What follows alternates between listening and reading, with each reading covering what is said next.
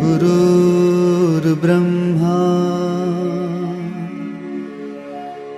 गुरुर्विष्णु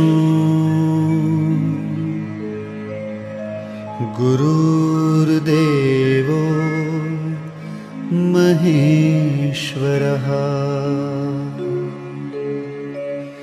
गुरु साक्षात्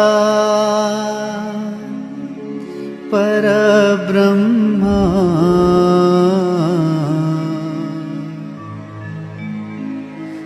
तस्मै श्री गुरुवे नमः।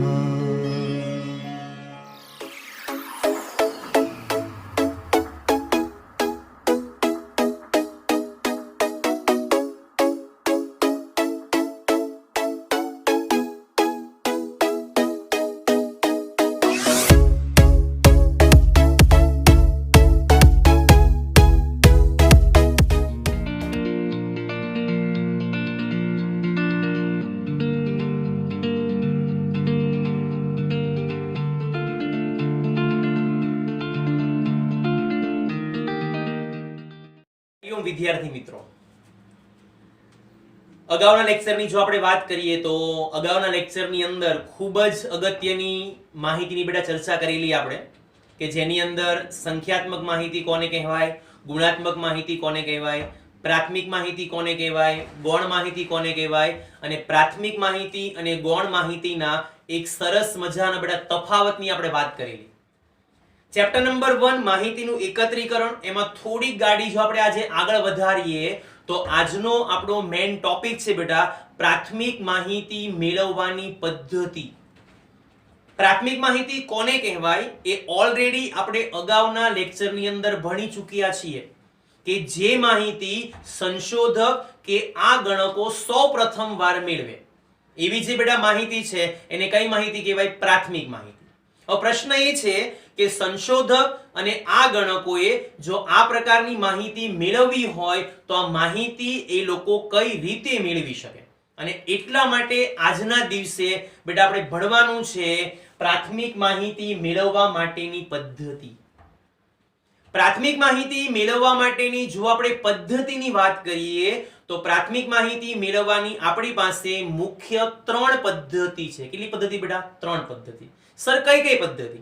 તો પહેલા નંબર પર સમાવેશ કરીશું એ છે બેટા આપણી પાસે પ્રત્યક્ષ તપાસ. બીજા નંબર પર સમાવેશ કરીશું એ છે આપણી પાસે પરોક્ષ તપાસ, અને થર્ડ નંબર પર સમાવેશ કરીશું એ છે બેટા આપણી પાસે પ્રશ્નાવલીની પદ્ધતિ. તો પ્રાથમિક માહિતી મેળવવાની મુખ્ય પદ્ધતિ કેટલી? 3. કઈ કઈ?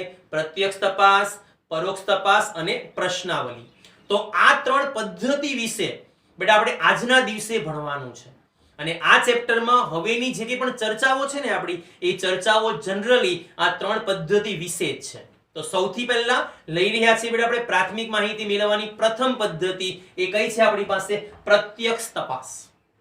ચલો, પ્રત્યક્ષ તપાસ એટલે શું? પ્રત્યક્ષ તપાસ કોને કહેવાય? સૌથી પહેલા આ કન્સેપ્ટ તમારા માઇન્ડમાં બેટા ક્લિયર કરવાનો આપણે પ્રયત્ન કરીએ છીએ. એક સામાન્ય ઉદાહરણ લઈએ.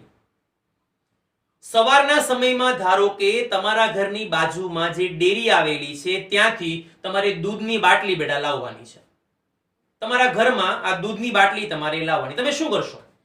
તો સ્વાભાવિક છે કે તમારા મમ્મી અથવા પપ્પા એ મોર્નિંગની અંદર તૈયાર થઈને પોતાની જાતે એ દુકાન પર જાય છે, દુકાનમાં જઈને પૈસા આપે છે અને બદલામાં બેટા દૂધની બાટલી લઈને આવે છે. આ એક પ્રકારની કઈ પદ્ધતિ થઈ? પ્રત્યક્ષ પદ્ધતિ. મમ્મી પપ્પા જાતે જાય છે, જાતે દુકાને જઈને બાટલી લઈ આવે છે દૂધની. તો આ તમારી જે પદ્ધતિ છે એક પ્રકારની બેટા પ્રત્યક્ષ પદ્ધતિ થઈ ગઈ. અહીંયા આપણે દૂધની બાટલી લાવવાની નથી, અહીંયા આપણે માહિતી મેળવવાની બેટા વાત કરીએ છીએ. તો સર અહીંયા શું કરવાનું? માહિતી કોણ મેળવે છે? તમને ખ્યાલ છે એ પ્રમાણે સંશોધક. સંશોધક પાસે સમય ન હોય તો સંશોધક શું કરે છે? એના હાથ નીચે અમુક વ્યક્તિની નિમણૂક કરે. આ વ્યક્તિને શું કહેવાય? આગણક કહેવાય.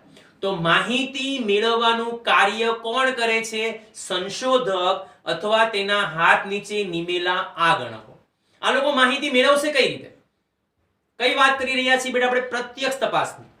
તો જેમની પાસેથી માહિતી મેળવવાની હશે એ વ્યક્તિની પાસે જ હશે. આ તપાસ એક પ્રકારની રૂબરૂ તપાસ છે. જેની પાસેથી માહિતી મેળવવાની હોય એની ફરજિયાત તમારે રૂબરૂ મુલાકાત લેવી પડે, મુકાલાત નહીં. આપણે વાત કરીએ છીએ બેટા અહીંયા મુલાકાતની. જે વ્યક્તિ પાસેથી માહિતી મેળવવાની હોય એ વ્યક્તિની તમારે રૂબરૂ મુલાકાત લેવી પડે અને રૂબરૂ મુલાકાત લઈને તમારે તેની પાસેથી બેટા માહિતી મેળવવાની છે. તો આવી જે તમારી તપાસ છે ને એ તપાસને બેટા આંકડાશાસ્ત્રની પરિભાષામાં કહેવામાં આવે છે પ્રત્યક્ષ તપાસ. બીજું એક ઉદાહરણ લઈએ. ધારો કે મારે તમારા ઘરની આર્થિક સ્થિતિ જાણવી છે. તો સ્વાભાવિક છે તમે કહેશો કે સર એક કામ કરો કે સાંજના સમયે પપ્પા ઘરે હોય તો તમે સાંજના સમયે ઘરે આવો. તો હું તમારા બેટા આમંત્રણને માન આપું છું અને સાંજના સમયે તમારા ઘરે આવું છું. હું એક સંશોધક છું. તમારી પાસેથી મારે માહિતી મેળવવાની છે તો હું જાતે સંશોધક બની અને તમારા ઘરે આવું છું. તમારા ઘરે આવ્યો, રૂબરૂ મુલાકાત થઈ અને રૂબરૂ મુલાકાત દ્વારા તમારા પેરેન્ટ્સને આર્થિક સ્થિતિને લગતા અલગ અલગ પ્રશ્નો પૂછીને એમની પાસેથી હું બેટા માહિતી મેળવું છું. તો આવી જે તપાસ છે એ તપાસને બેટા શું કહેવાય? પ્રત્યક્ષ તપાસ. તો એની વ્યાખ્યા એકવાર ધ્યાનથી જુઓ. જ્યારે કોઈ સંશોધક કે તેમને નિમેલા આ ગણકો જેમની પાસેથી માહિતી મેળવવાની હોય તેમની રૂબરૂ મુલાકાત લઈને માહિતી મેળવે તો આવી જે તપાસ છે એ તપાસને બેટા શું કહેવામાં આવે છે? પ્રત્યક્ષ તપાસ. તો આ થઈ ગઈ પ્રાથમિક માહિતી મેળવવા માટેની આપણી પહેલી પદ્ધતિ, જેની અંદર બેટા સમાવેશ કર્યો છે આપણે પ્રત્યક્ષ તપાસનો. પ્રાથમિક માહિતી મેળવવાની જો બેટા આપણે બીજી પદ્ધતિની વાત કરીએ તો બીજી પદ્ધતિ છે આપણી પાસે પરોક્ષ તપાસ.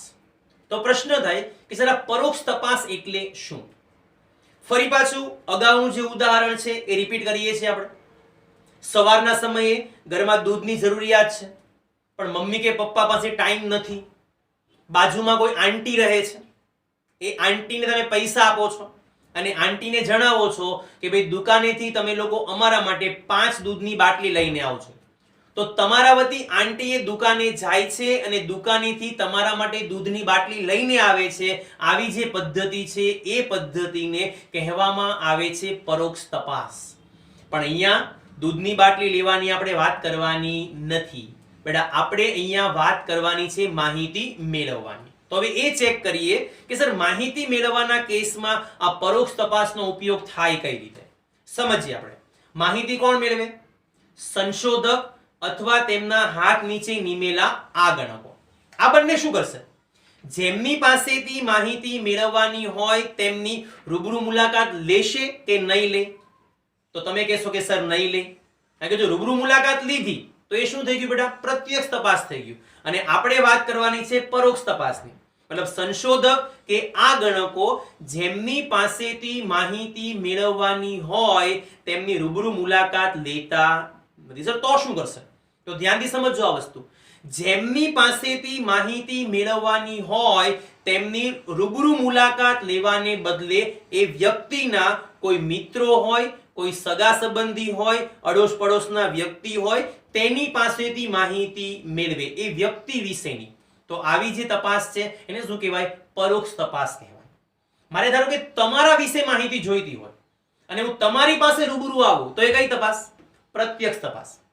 મારે તમારા વિશે માહિતી જોઈતી હોય પણ હું તમારી પાસે આવતો નથી, પણ ક્લાસમાં તમારી જે બહેનપણી છે કે તમારો જે મિત્ર છે હું એની પાસેથી તમારા વિશે માહિતી મેળવું તો આ તપાસને બેટા કઈ તપાસ કહેવાય? પરોક્ષ તપાસ કહેવાય.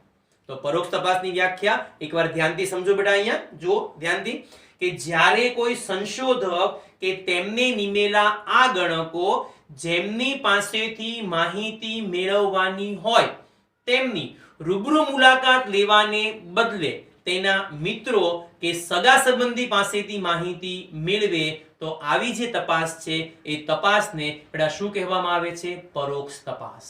તો આ પ્રાથમિક માહિતી મેળવવાની બેટા બીજી પદ્ધતિ ભણીએ આપણે. એ કઈ હતી? પરોક્ષ તપાસ. પ્રાથમિક માહિતી મેળવવાની જો બેટા આપણે ત્રીજા નંબરની પદ્ધતિની વાત કરીએ તો ત્રીજી પદ્ધતિ છે આપણી પાસે, એ છે બેટા પ્રશ્નાવલી. તો સૌથી પહેલો પ્રશ્ન થાય કે સર પ્રશ્નાવલી એટલે શું? તો સિમ્પલ શબ્દોમાં તમને લોકોને બેટા જણાવવાનો પ્રયત્ન હું કરું તો જ્યારે આપણે નાના હતા, કેવા હતા? નાના, ત્યારે સ્કૂલની અંદર પરીક્ષા લેવામાં આવતી હતી. સ્વાભાવિક છે કે શરૂઆતના સમયની અંદર લખવાની આપણી એટલી બધી વધારે સ્પીડ ન હોય અને આપણને એટલી બધી વધારે પણ ખબર પડતી ન હોય, એટલે આપણા શિક્ષકો આપણા માટે એક સરસ મજાનું પ્રશ્નપત્ર તૈયાર કરતા, જે પ્રશ્નપત્રની અંદર જવાબ એની અંદર ને અંદર જ લખવાના હોય. તો આ જે પ્રશ્નપત્ર છે ને બેટા, એને આંકડાશાસ્ત્રની પરિભાષામાં પ્રશ્નાવલી કહેવાય. બીજું ઉદાહરણ લઈએ. 11 કોમર્સમાં તમે જ્યારે શાળામાં એડમિશન લીધું તો શાળામાં એડમિશન લેતી વખતે તમને લોકોને એક ફોર્મ આપવામાં આવ્યું હતું. એ ફોર્મને કહીશું આપણે પ્રવેશ પત્ર. આ પ્રવેશ પત્રમાં તમે સામેની બાજુ આપેલી અલગ અલગ પ્રકારની કે પૂછેલી અલગ અલગ પ્રકારની વિગતો દર્શાવીને ત્યાર પછી આ ફોર્મ તમે શાળામાં જમા કરાવો. તો તમે જે બેટા ફોર્મ ભર્યું ને એ ફોર્મને પણ આંકડાશાસ્ત્રની પરિભાષામાં શું કહેવાય? પ્રશ્નાવલી કહેવાય. પણ પરીક્ષામાં આવી તો વ્યાખ્યા લખાય નહીં કે સર નાના હતા ત્યારે પ્રશ્નપત્ર ભરતા, મોટા થયા તો શાળામાં એડમિશન લીધું, ફોર્મ ભરીને પ્રશ્નાવલી કહેવાય. ના, આવી વ્યાખ્યા એક્ઝામમાં લખવાની નથી. તો સર પ્રશ્નાવલી કોને કહેવાય? બહુ સિમ્પલ વસ્તુ. પ્રશ્નાવલી એટલે પ્રશ્નોની એવી યાદી. કેવી યાદી? એવી યાદી. સર એવી એટલે કેવી યાદી? પ્રશ્નાવલી એટલે પ્રશ્નોની એવી યાદી કે જેમાં પ્રશ્નોને તર્કબદ્ધ ક્રમમાં ગોઠવવામાં આવે. આ વસ્તુ ખાસ ધ્યાનથી સમજજો. પ્રશ્નાવલીમાં તમને લોકોને અલગ અલગ પ્રશ્નો આપેલા હોય છે, પણ એ પ્રશ્નો દર્શાવવા માટે સૌથી પહેલો નિયમ છે કે તમારે એ પ્રશ્નોને તર્કબદ્ધ ક્રમમાં ગોઠવવા પડે. સર તર્કબદ્ધ ક્રમ એટલે શું? એક સામાન્ય ઉદાહરણ લઈએ આપણે. ધારો કે આપણે કોઈ વ્યક્તિ પાસેથી અલગ અલગ પ્રકારની માહિતી મેળવી છે. ધ્યાનથી સમજજો બેટા વસ્તુ. કોઈ વ્યક્તિ પાસેથી આપણે અલગ અલગ પ્રકારની માહિતી મેળવી છે અને એ વ્યક્તિને હું પહેલા એક પ્રશ્ન પૂછું છું કે તમારે કેટલા બાળકો છે? ધ્યાનથી સમજજો આ વસ્તુ. એ વ્યક્તિને મેં એક પ્રશ્ન પૂછ્યો, તમારે કેટલા બાળકો છે? તો એ વ્યક્તિ મને જવાબ આપે છે કે સર મારે 2 બાળકો છે. એ વ્યક્તિને મેં બીજો પ્રશ્ન પૂછ્યો કે તમે પરિણીત છો કે અપરિણીત? થોડુંક વિચારો ધ્યાનથી બેટા. આ જે પ્રશ્નોનો ક્રમ છે ને એ ક્રમ કેવો છે? યોગ્ય કે અયોગ્ય? અયોગ્ય. શા માટે? કે પહેલા તમારે પ્રશ્નમાં પૂછવું જોઈએ કે તમે પરિણીત છો કે અપરિણીત. જો એ વ્યક્તિ આપણને એવું જણાવે કે હું અપરિણીત છું તો પાછો એને પ્રશ્ન ન પૂછાય કે તમારે કેટલા બાળકો છે, કારણ કે અપરિણીત વ્યક્તિઓને બાળકો હોતા નથી. પણ ધારો કે વ્યક્તિ આપણને એવું જણાવે કે હું પરિણીત છું તો તમે બીજો પ્રશ્ન પૂછી શકો કે તમારે કેટલા બાળકો છે. તો અહીંયા જે પ્રશ્નનો ક્રમ છે ને ક્રમ ખૂબ એટલે ખૂબ અગત્યનો છે. તો પહેલી વસ્તુ ખાસ ધ્યાનથી સમજજો કે પ્રશ્નાવલી એટલે પ્રશ્નોની એવી યાદી કે જેમાં પ્રશ્નો તર્કબદ્ધ ક્રમમાં હોય. આગળ દરેકે દરેક પ્રશ્નોની સામે જવાબ લખવા માટે યોગ્ય જગ્યા હોય. અહીંયા આપણે અલગથી નથી આપવાની પુરવણી. એને 10મા ધોરણમાં તમે જે પેપર લખ્યું એમાં તમને પુરવણી મળતી બેટા. અહીંયા તમારે પ્રશ્નાવલીના જવાબો લખવા માટે અલગથી પુરવણી લેવાની નથી. પ્રશ્નાવલીના દરેકે દરેક જવાબ તમારે એની અંદર જ લખવાના છે, અલગથી પેજમાં કે પુરવણીમાં લખવાના નથી. શાળામાં એડમિશન લેતી વખતે તમે જે ફોર્મ ભર્યું એ ફોર્મની અંદર તમારે જે લખવાનું હતું શું એના માટે તમને અલગ બેટા પુરવણી આપેલી? ના. એ બધી માહિતી તમે પ્રશ્નપત્રની અંદર જ દર્શાવેલી. તો દરેકે દરેક પ્રશ્નની સામે જવાબ લખવા માટે યોગ્ય જગ્યા હોવી જોઈએ. આવી યાદીને આંકડાશાસ્ત્રની પરિભાષામાં કહેવામાં આવે છે પ્રશ્નાવલી. તો પ્રશ્નાવલી કોને કહેવાય? એકવાર ધ્યાનથી સમજજો. પ્રશ્નાવલી એટલે પ્રશ્નોની એવી યાદી કે જેમાં પ્રશ્નો તર્કબદ્ધ ક્રમમાં ગોઠવવામાં આવે અને દરેકે દરેક પ્રશ્નોની સામે જવાબ લખવા માટે યોગ્ય જગ્યા હોય. આવી જે યાદી છે ને બેટા, એ યાદીને આંકડાશાસ્ત્રની પરિભાષામાં કહેવામાં આવે છે પ્રશ્નાવલી. તો પ્રાથમિક માહિતી મેળવવાની આપણે મુખ્ય પદ્ધતિ કેટલી ભણ્યા? 3. કઈ કઈ? પ્રત્યક્ષ તપાસ, પરોક્ષ તપાસ અને પ્રશ્નાવલી. આ 3 પ્રાથમિક માહિતી મેળવવા માટેની પદ્ધતિ છે. ચેપ્ટર નંબર 1 માં બેટા થોડીક જો ગાડી આપણી આગળ વધારીએ તો આપણો આગળનો ટોપિક છે તફાવત સ્પષ્ટ કરો.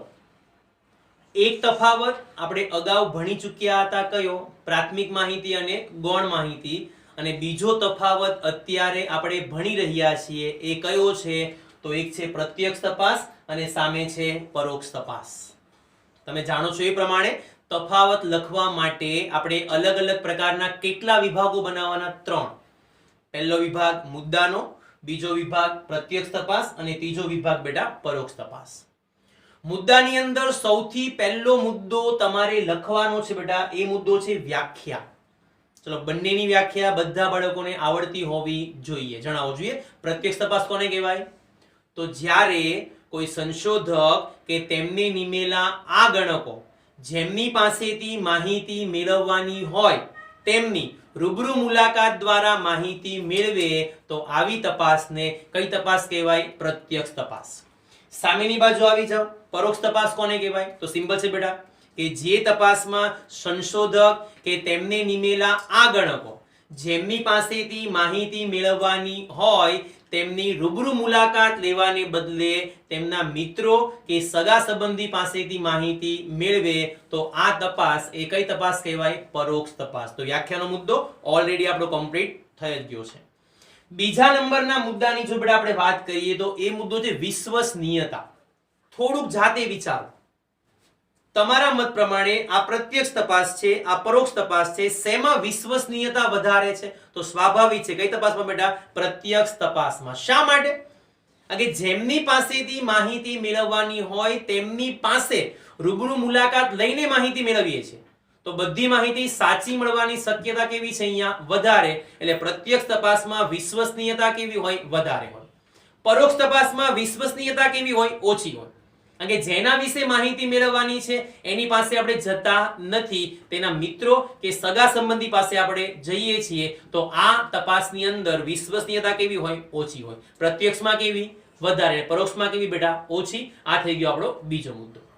ત્રીજા નંબરના મુદ્દાની જો બેટા આપણે વાત કરીએ તો ત્રીજા નંબરનો મુદ્દો છે ખર્ચાળ. જાતે વિચારવાનું છે કઈ માહિતી વધારે ખર્ચાળ છે? સમય, શક્તિ અને નાણાંની દ્રષ્ટિએ. પ્રત્યક્ષ તપાસમાં સમય કેવો જાય? વધારે. શક્તિ કેવી જાય? વધારે. નાણું કેવું જાય? વધારે. મતલબ પ્રત્યક્ષ તપાસ એ સમય, શક્તિ અને નાણાંની દ્રષ્ટિએ કેવી છે બેટા? વધારે ખર્ચાળ છે. જ્યારે પરોક્ષ તપાસ એ સમય, શક્તિ અને નાણાંની દ્રષ્ટિએ પ્રમાણમાં ઓછી ખર્ચાળ છે. સર એવું શા માટે? એક સામાન્ય ઉદાહરણ લઈએ. તમે જે સોસાયટીમાં વસવાટ કરો છો, ધારો કે એ સોસાયટીની અંદર ફોર એક્ઝામ્પલ 50 ઘર છે. મારે 50 ઘર વિશેની ધારો કે પ્રત્યક્ષ તપાસ કરવી હોય તો બધા ઘરમાં રૂબરૂ જવું પડે. સમય કેવો જાય? વધારે. શક્તિ કેવી જાય? વધારે. અને સમય વધારે જાય તો પગાર પણ વધારે આપવો પડે, નાણું વધારે જશે. આ કઈ તપાસ થઈ ગઈ? પ્રત્યક્ષ તપાસ. પરોક્ષ તપાસ. સોસાયટીમાં જે 50 ઘર છે એ 50 ઘરમાંથી એક એ સોસાયટીનો પ્રમુખ છે.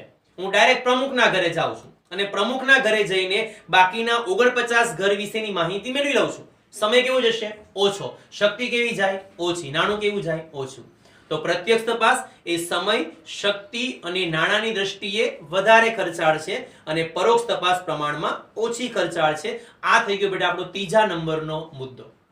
ચોથા નંબરના મુદ્દાની જો બેટા આપણે વાત કરીએ તો એ મુદ્દો છે આપણું પ્રાપ્તિ સ્થાન.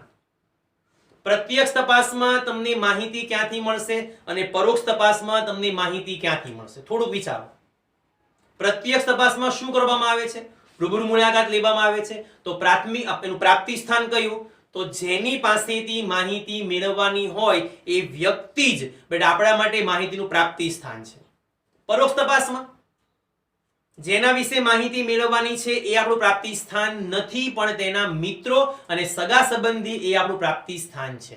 તો પ્રત્યક્ષ તપાસની અંદર જેના વિશે માહિતી મેળવવાની હોય એ જ આપણું પ્રાપ્તિ સ્થાન છે અને પરોક્ષ તપાસમાં જેના વિશે માહિતી મેળવવાની છે એના મિત્રો કે સગા સંબંધી આપણું પ્રાપ્તિ સ્થાન છે. આ થઈ ગયો બેટા આપણો 5મા નંબરનો મુદ્દો. અને છેલ્લા અને છઠ્ઠા મુદ્દાની જો આપણે વાત કરીએ તો બેટા એ મુદ્દો છે મત મતાંતર. એક નવો શબ્દ આવ્યો. તો સૌથી પહેલા એ સમજીએ કે આ મત મતાંતરનો મતલબ શું થાય. જે વ્યક્તિ અલગ અલગ મત ધરાવતી હોય તમે આ એક પ્રશ્નો પૂછો ને તો તમને લોકોને સામે બેટા અલગ અલગ પ્રકારના 10 પ્રશ્નો પૂછે. ઘણા બધા વ્યક્તિનો સ્વભાવ આ પ્રકારનો પણ કે તમારા એક પ્રશ્નની સામે તમને લોકોને 10 પ્રશ્નો પૂછે. આવતીકાલે આપણે સવારે 10 વાગે મળવાનું છે. આવો એક ધારો કે પ્રશ્ન મેં કીધો એને, તો એની સામે એ આપણને નવા 10 પ્રશ્નો પૂછે કે શા માટે મળવાનું છે, કઈ જગ્યા પર મળવાનું છે, કોને કોને મળવાનું છે. આવા નવા 10 પ્રશ્નો એના માઇન્ડની અંદર ઓટોમેટિક સેટ થઈ જાય તો એ વ્યક્તિનો સ્વભાવ બેટા મતાંતર ધરાવે છે. હવે ધ્યાનથી સમજજો, જ્યારે કોઈ વ્યક્તિ આ પ્રકારના સ્વભાવની હોય, મતાંતર ધરાવતી હોય, તમારા મત પ્રમાણે એની પાસેથી માહિતી મેળવવા માટે કઈ તપાસનો ઉપયોગ કરવો જોઈએ? પ્રત્યક્ષ તપાસ કે પરોક્ષ તપાસ? તમારો જવાબ શું હશે બેટા? પરોક્ષ તપાસ. કારણ કે જો તમે મતાંતર ધરાવતી વ્યક્તિ માટે પ્રત્યક્ષ તપાસનો ઉપયોગ કર્યો તો તમારે ફરજિયાત એ વ્યક્તિ પાસે જવું પડશે, એને પ્રશ્નો પૂછવા પડશે, તો માહિતી મેળવવાની જગ્યા પર તમારે માહિતી આપવી પડશે ત્યાં. પણ જો વ્યક્તિ મતાંતર ધરાવતો હોય તો પ્રત્યક્ષ તપાસની જગ્યા પર શેનો બેટા ઉપયોગ કરો? પરોક્ષ તપાસનો. એનો મતલબ એ થયો કે મતાંતર સ્વભાવ વ્યક્તિ ધરાવતી ન હોય ત્યારે ઉપયોગ કરવાનો પ્રત્યક્ષ તપાસનો, અને વ્યક્તિ જો મતાંતર સ્વભાવ ધરાવતી હોય તો બેટા ઉપયોગ કરવાનો પરોક્ષ તપાસનો. તો આજના લેક્ચરની અંદર જે ટોપિકનો આપણે અભ્યાસ કર્યો એ ટોપિક બેટા ખૂબ એટલે ખૂબ અગત્યના છે. પ્રાથમિક માહિતી મેળવવાની 3 પદ્ધતિ ભણ્યા આપણે: પ્રત્યક્ષ તપાસ, પરોક્ષ તપાસ અને પ્રશ્નાવલી. અને એક અગત્યનો તફાવત ભણ્યા આપણે પ્રત્યક્ષ તપાસ અને પરોક્ષ તપાસ વિશેનો. તો બાકીની ચર્ચા બેટા હવે પછીના લેક્ચરમાં કરીશું. ત્યાં સુધી બધા વિદ્યાર્થીઓને ગુડ બાય, હરિઓમ. તમારો દિવસ શુભ રહે. આભાર બેટા.